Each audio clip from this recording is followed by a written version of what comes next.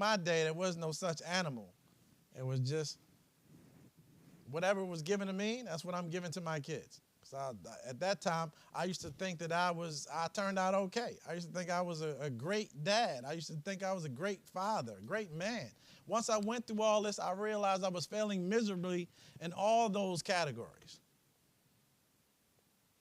So the strategy I'm about to give you guys that she's talking about, I actually used that. I received it coincidentally at the same time that my three youngest that y'all seen, the first class that was sitting up here, I imposed that on them when they were actually all in elementary school. And now they're all in, AP and gifted and talent classes. Like, I get nothing but phone calls and emails from their teachers saying, hey, they're the light of their day. They're so happy that they're in their class. They're so talented. They're so gifted, And I don't even believe in talented and gifted, and we're getting to that later. But I understand it was from the strategy that I imposed. So, to help y'all understand and feel what I felt, I'm going to walk y'all through. So, the first thing is you want to ignore all grades that are less desirable. Don't even act like they don't even exist. Act like you don't even see them on the report card. The C's, the D's, the E's, I don't know how low they go. I know back in my day, you could go all the way down to F. But ignore them, period. Act like they don't even exist. You don't see them. And you want to focus in on the highest grade. And hopefully that's an A. If it's an A, that's what you want to talk about. So again, to help you out and to help you understand this practice, I used it on my youngest kids actually when they were coming home with their report cards. And it was 3. Y'all seen them 3. I messed up kind of going to the youngest first because he came in. I was like, oh, my goodness. Whew, my man, look at this. You got A's on your report card. How in the world did you get these A's? And he was like, y'all seen them. Dad, I do what I do. It's not. I'm like, you got A's, man. How did you get these A's? It was nothing, I was like, so you did nothing to get these A's. Move you to the side. Come here, get your big brother in. Big brother, how did you get these A's on your report card? And he just witnessed what happened, and he was like, well, classwork, homework. Okay. You got A's on your classwork, your homework. What else? Oh, I got A's. Now he's getting excited because he's like, okay, I didn't get kicked off the stage. He's like, okay, I got A's on my test. I'm like, hold up, you got A's on your test? How in the world did you get A's on your test? He was like, well, tests are every Thursday. So Wednesday, I look over all my notes of all the things that I think that are going to be on the test Thursday, and I'm usually right. I said, oh my goodness. So let me get this straight. Test Thursday, it's coming. You look over all your stuff that you believe is going to be on the test Thursday, review it, and usually you're right on point. I was like, man, that's a hell of a strategy. I like that, man. Any other things? No, so now he's really getting into it. And he's looking at his A's. He was like, you know what? This A wasn't even almost an A. Like, he like, I thought it was a B, and, the teacher offered extra credit work, so I volunteered for that. But, it was a waste of time. It was already an A, but now it's a higher A because I did the extra credit work. I was like, wow. So you thought that might not make the cut. So you went out there and you did some extra work to ensure that it was an A. I said, whoa, that is a heck of a strategy. I love it. High five him. Now my little girl steps up, who you've seen. She runs down the same thing, the whole gambit of how she got her A's. And I'm like, great. Now my youngest son's like, ooh, I remember how I got my A's. I'm like, all right, come back up on stage and tell us how you got your A's. So he runs through it. At that time, my little girl actually had a failing grade on her report card. So I walked away. After they gave me the whole A thing, I walked away.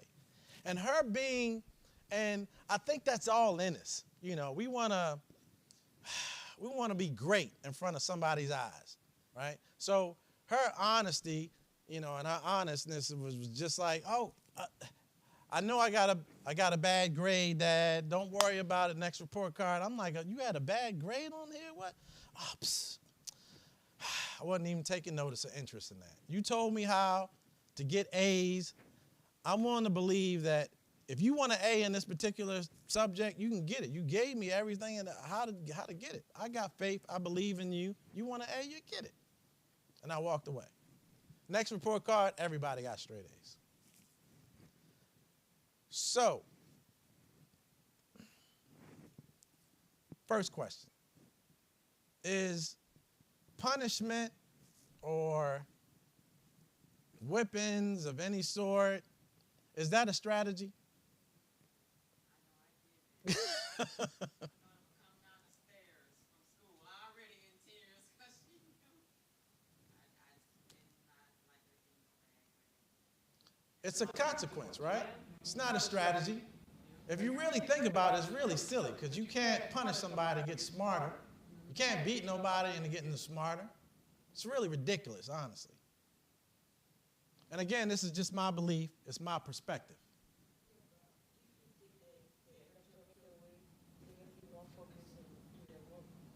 I see your brain is protecting you again. What was that comment? You're feeling guilty about it? It's okay. You didn't know better. Now you know. There's a different perspective and way to deal with it. I understand. Your brain is going to protection mode right now. Like, Nicole, you haven't been doing it wrong, girl. Tell him. It's not a right or wrong thing. It's just a different perspective. It's a different way to tackle something that I believe all of us want.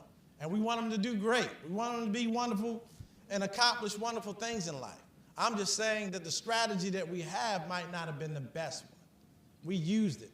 I just admitted the strategy that I had. I thought it was the greatest thing cooking. I used to fight for it, to defend it. I used to be on radio talk shows like, yeah, whoop them all. They all need to be whooped.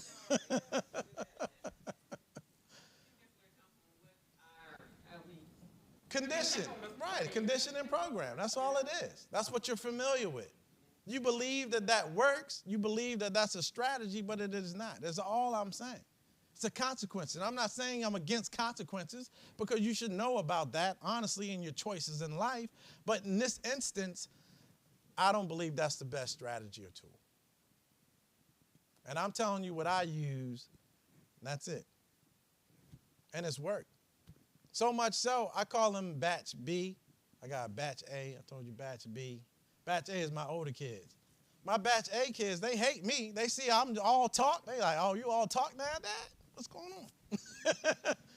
You ain't going to handle this, Dad? You ain't do a whole lot of talking in your past. Now you're a talker, huh? You want to attack my ego. What is it, old age? You too tired to lift the belt, Dad? What's going on? So, again, now I have to talk to them and kind of explain to them that, hey, your dad didn't have the best information when I had you guys. I was going off of what I've been conditioned and programmed, and I apologize for that. I know differently now. I do differently. And if I'd have known then, I promise you I would have used the same strategy, the same process. But I didn't know. So, again, now that you know, you can't unknow. Can't say no other way has been discussed. Nobody's presented a different way. But I want you to understand it's about the belief. Because the whole point of the whole exercise, the awareness aspect of it, I could want the very best for you. I can. I will. I do. But if you don't believe in yourself, it doesn't matter. And that's the point of that exercise. It was to let them know that you have the formula, you have the strategy. Believe in that. You made this happen. You got this A. I did no work whatsoever. You did it. And once a child has a belief that they're A makers, that's it. You can't tell them no different. I talk to mine, they talk to me like they all scientists.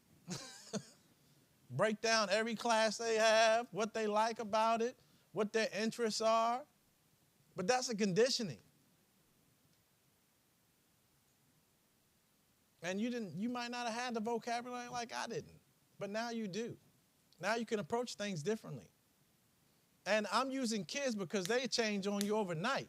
My kids change from one quarter to the next quarter. That's how fast they change. You adults, we got a lot of unconditioning to do, a lot of unprogramming to do. Boy. Because understand this. Just think about it from a relationship standpoint. When you're arguing with whomever, your parents, your significant other, kids, are y'all arguing about F's or are you arguing about A's?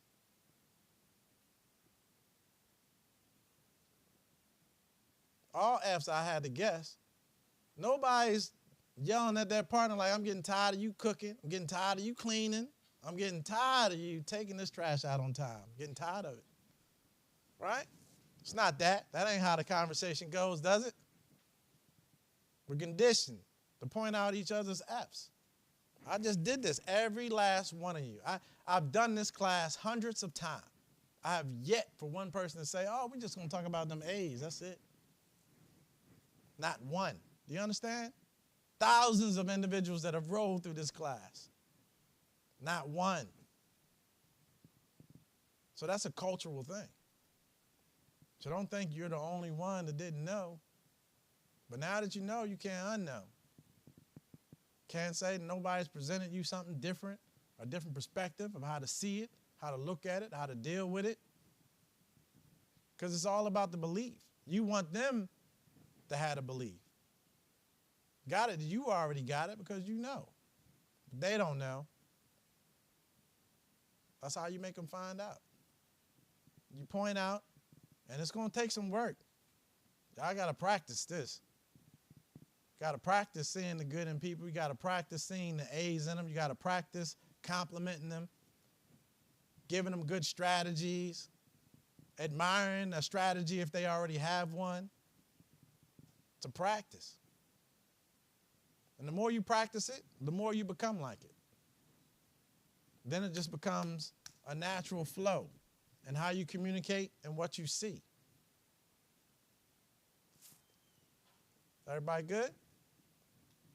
All right. So we're going to go. I think that might be.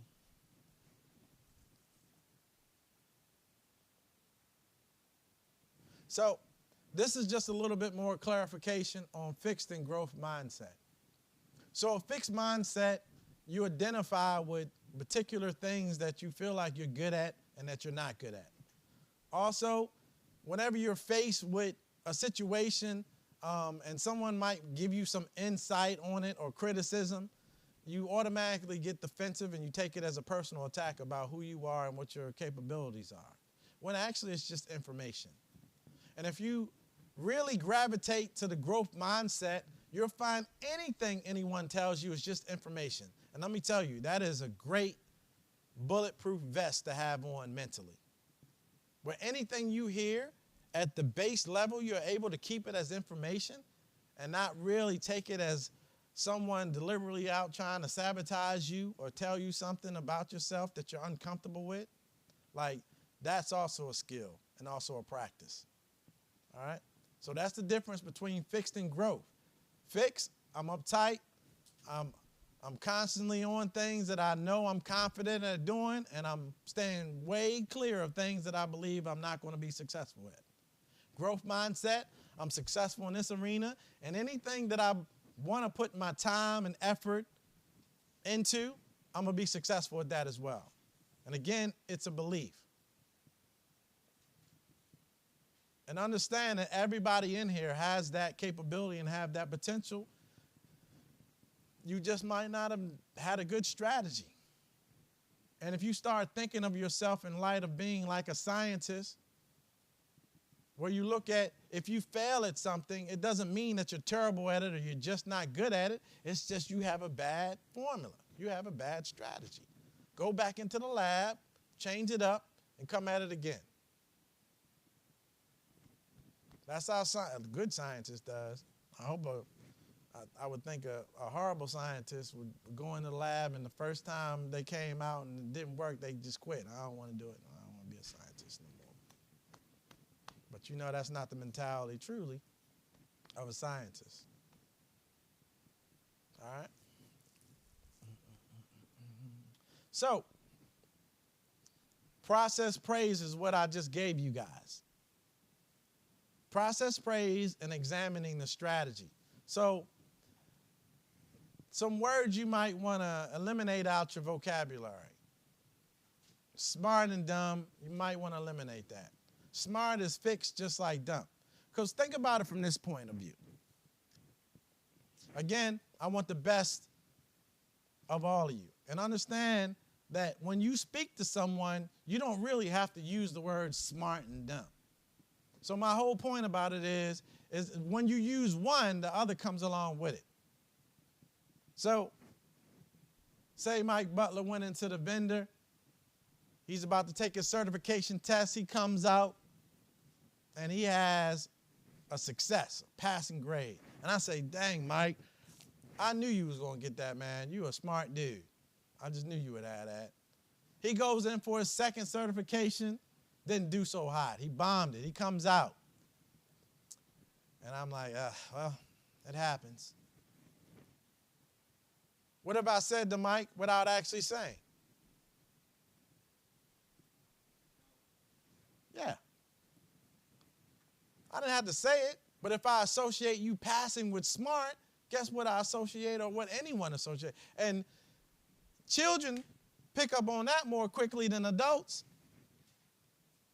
Right now, you might have some self-efficacy built up in you, some self-esteem, be like, I know I really didn't prepare for it. You can examine it. You can look at it and evaluate it and say, man, I probably need to put as much time as I did the first one.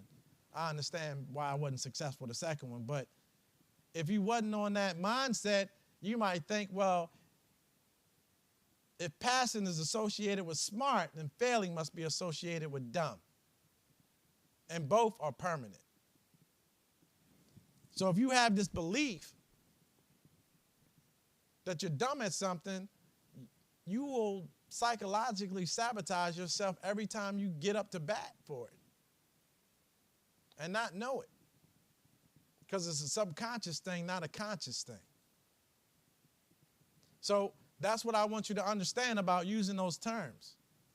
And the new way that I'm introducing to you of how to look at things is looking at the process, looking at how hard, that's something that we don't normally do as human beings. If Marvin came in here and talked about, hey, oh man, I'm excited today, just bought a house. Oh, that's nice, man, congratulations. That's generally what anyone gets with a successful moment. Congrats. That's it. Marvin comes in, he talks about, man, I'm going through it, just went through a divorce and failing. What? Sit down. Talk to me about it. What's happening with you? Talk about all this misery you got going on. That's how we've been conditioned. To bask in F's and bad times, and when something great happens, we kind of brush over it. When actually it should be reversed. Just got a house? Man, I heard that's a process, man. Walk me through. How did you get to the successful moment of actually, at the end, purchasing this house? And that lets him know that, man, I did spend a lot of time working on that and getting to that point. So that's the reverse side of it. Again, now that you know, you can't unknow. How do you communicate with people? Are you communicating with people about misery, or are you communicating with people about success? Because they both cycles. Again, now that I brought it to your attention, what you going to do with it? I don't know. We're going to see. Well, hey, thank you guys for coming out. You could have been anywhere in the world, but you chose to come hang out with me, and I appreciate that. And I understand about the second half of the homework, don't worry. I have another video, but I'm going to start out with that at the beginning of the next class, next session. Anybody got any questions, concerns? Gave y'all a lot to think about. See, that's what I talk about. When it's over, nobody wants to move. They're like, I know there's something else good coming next. I know it. It is. It's coming Monday, though.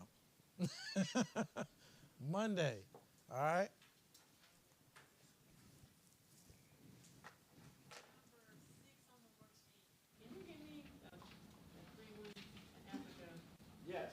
It is self-reflect, evaluate, and apply. 6. Yeah, number 6. The 3.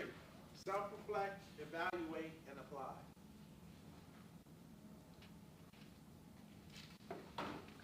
Anybody else have any questions? Again, Monday, look forward to seeing y'all. Thanks again for coming out, hanging with me. Are we turning one of these in or? The homework, hold on to it, because there's another video to close it out.